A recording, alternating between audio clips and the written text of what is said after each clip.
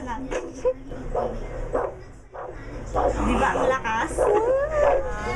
Ako po si Maribel Bacalaso, 33 years old. Nakatira dito sa Philippines. Hola, me llamo Lourdes y vivo en Madrid, en España. Estoy ahora embarazada de 26 semanas y ahora vengo de una revisión. Me hacen ecografías, embarazo y desde el primer momento al último he estado controlada por todo el personal de salud. Ang birth history ko dito, ano naman yung pag-ano nila sa akin, nung pagdating sa ward, sa isang bed, 3 kami sa pasyente. Kaya ang ginawa namin, yung mga baby na lang nakahiga, kaming mga nanay nakaupo na lang. ¿Bagong anak po kayo nun? 2 hours after. En principio voy a seguir confiando en los servicios públicos, ¿no? y para ir en el hospital donde tuve a mi niño anterior.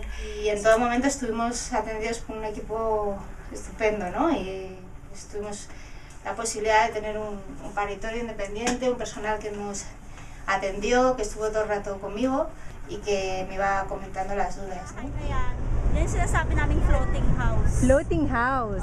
Okay. Floating house. Paano Ayan, po? yung Ayun po. nagtakot ng tuwalya, yun ang bagong panganak. Saan po sila nanganganak, Nay? Bahay lang. Sa susunod, yung dito, pag manganganak ako, sana sa Soto na lang.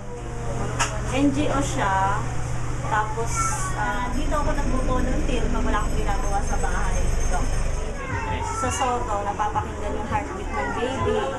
Tapos nakakausap mo pa yung doktor talaga. Yung pwede kang malinis siya.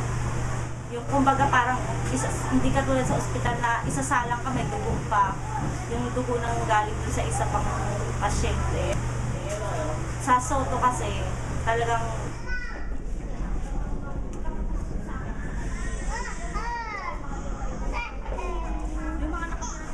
Los objetivos del milenio representan derechos fundamentales. maninindigan ako laban sa kahirapan dahil ayoko may mga nanay na mamamatay na nagbibigay ng buhay.